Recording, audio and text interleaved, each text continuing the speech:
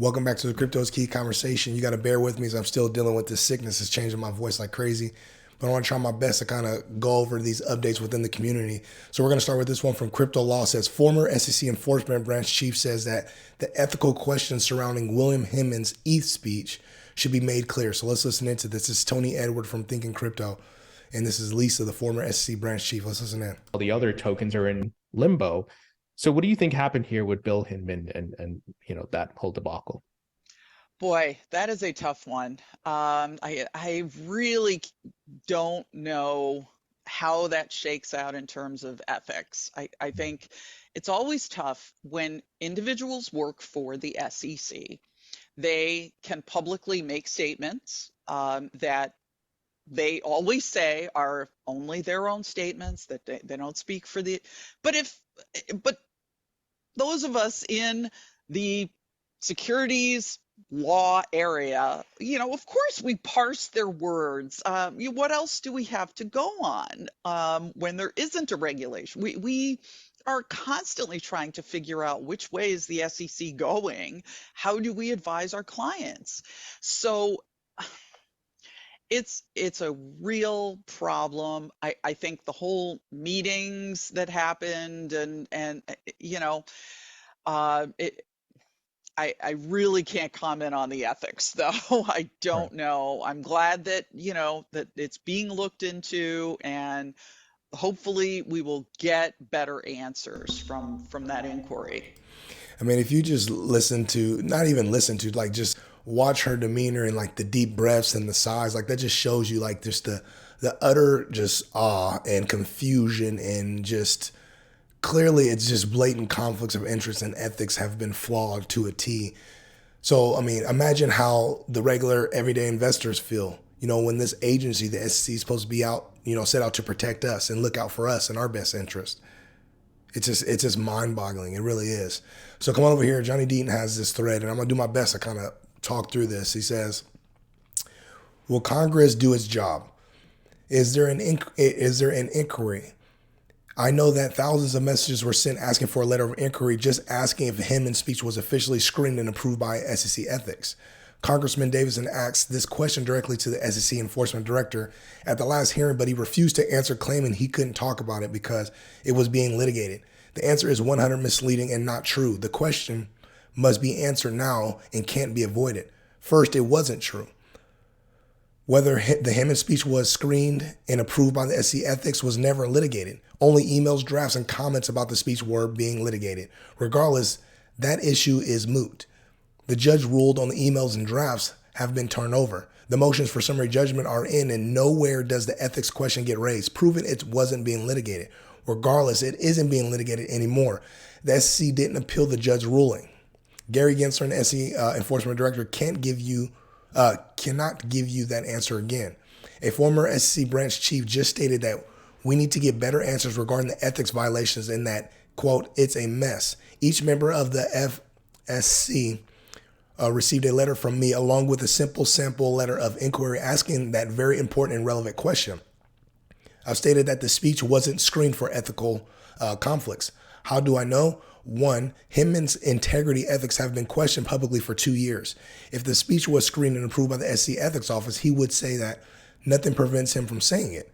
Two, it would take less than 1 hour for a paralegal with very little experience to find a conflict because it's this easy. One, Bill, in this speech, you're giving a regulatory free pass to Bitcoin and Ethereum, and this will be market-making news. Do you or anyone close to you own Bitcoin or Ethereum? Answer, no. Two, as you know, because you are not retired from Simpson Thacher, but are an ongoing profit-sharing partner receiving millions from them while being at the SEC, the ethics office informed you that you have a 100 financial conflict bar with your law firm, Simpson Thacher. Therefore, you must make sure that there is no connection whatsoever with your law firm and Bitcoin and Ethereum. Then the SEC paralegal would ask Bill if there's any business before the SEC related to his law firm and Bitcoin and Ethereum. Hinman would then say yes because Simpson Thacher was asking the division Hinman was director of for approval approval to bring the Canaan IPO. What did Canaan make? Bitcoin and Ethereum mining hardware. That alone would prevent Hinman from giving the speech. But wait, there's so much more. A 30-second Google search would show you Simpson Thacher was a member of the Enterprise Ethereum Alliance, the EEA, which exclusively promotes the Ethereum blockchain.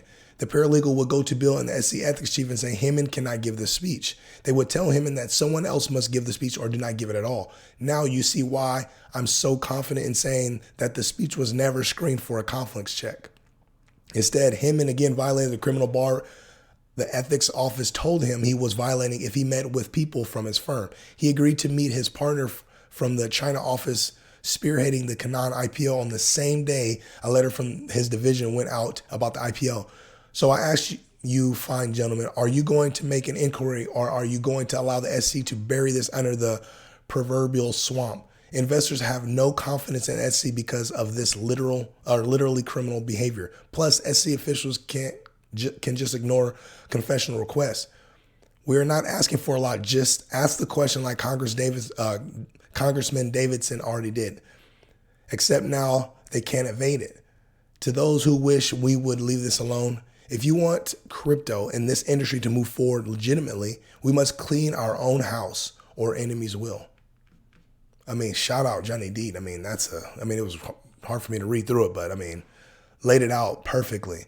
And he also comments right here. He says, to the lawyers out there, no need for me to name or other crypto leaders who claim that I'm pushing wild conspiracy theories by bringing attention to the indisputable truth.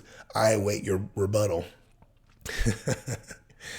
Yeah, it's crazy. So speaking of, obviously, you had Charles Hawkinson and Matt Corva and other people within the industry talking about, XRP community, unfounded speculation and wild conspiracy theories. And the crazy thing is there's not one fact within the Ethereum Free Pass timeline, or you could call it the ETHGate scandal timeline, has been in dispute. Not one. But it's wild conspiracy theories. And now that you can see that all this stuff is surfacing. I mean, you even have, what's right here, Lisa, the former SC branch chief, talking about it. I mean, this isn't unfounded speculation and conspiracy theory. This is straight facts. It's crazy. This is from the House Judiciary GOP. It says, recent reports suggest that the SEC officials are using off-channel communication platforms to conduct official business and are failing to comply with federal record-keeping statutes. So we've been talking about them utilizing, third-party apps and stuff. Right here, this is from Library. This is kind of disgusting. It says, as part of their campaign to destroy the American blockchain industry, the SEC threatened in a phone call to, quote unquote, bankrupt us if we fought them. The SEC refuses to conduct business over email or allow calls to be recorded. We've been treated more fairly by literal criminals. I mean, that's crazy. I mean, I literally put the same thing as on Anders here. I literally quote tweeted and said, that's just disgusting. And this is the agency that's supposed to represent us.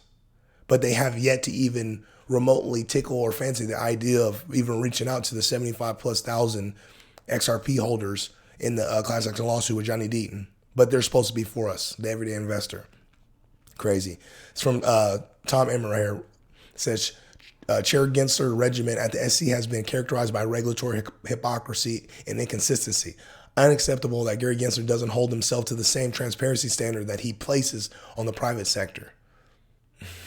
I said the heat is being turned up on Gary. So we'll see what's up, man. We'll see if, our representatives in Congress finally do what Johnny Deaton's talking about here. Ask the questions. They can't evade it. Ask the questions and get some clarity, just like Lisa said.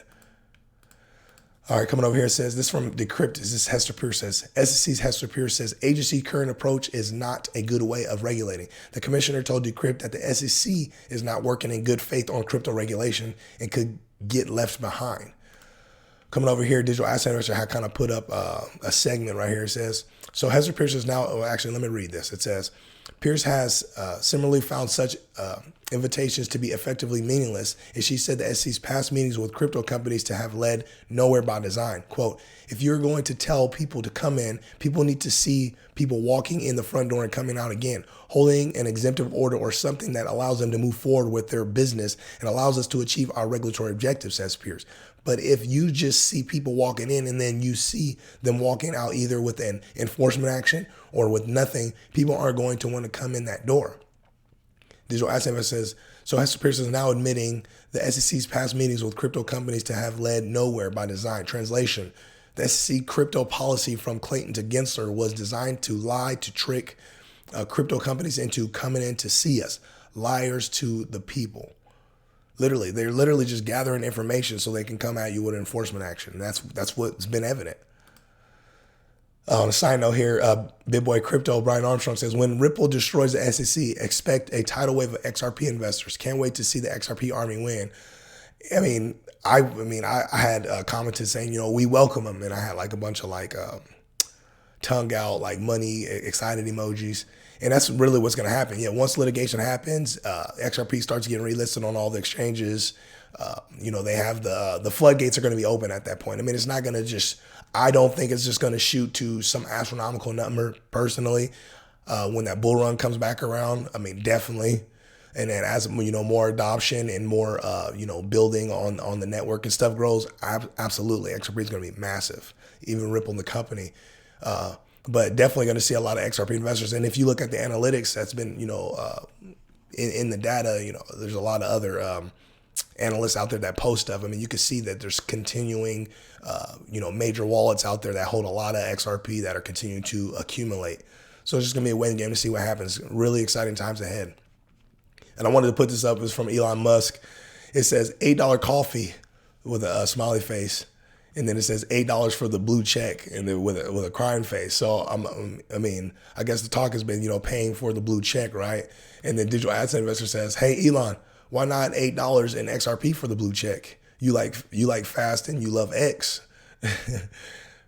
So it's gonna be interesting to see what happens with Twitter and Elon Musk and see kind of, they're talking about making it like the ultimate platform and making it, crypto centric and all that stuff. It's going to be quite interesting to see what happens. They're trying to legitimize everything.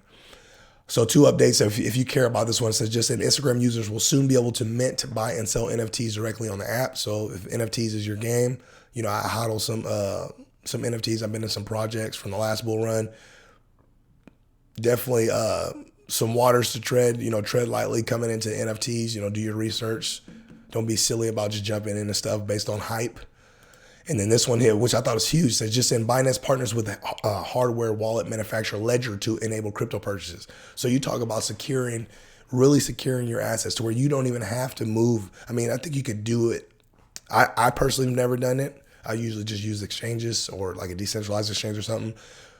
But, imagine if you're able to just do everything you possibly want to on your Ledger. This is a huge partnership. Let's see what happens with this. I think this is exciting. You talk about never having to put your assets on a centralized exchange or whatever, and you keep it in your Ledger hardware wallet, and you're able to do what you need to do, buy, sell, trade, whatever. That's huge. But that's what I have for you. Make sure you come to the Crypto is Key Conversation YouTube channel, subscribe, follow us on Twitter at CryptoIsKey1. I really appreciate your support. With all that being said, stay strong out there. Be safe.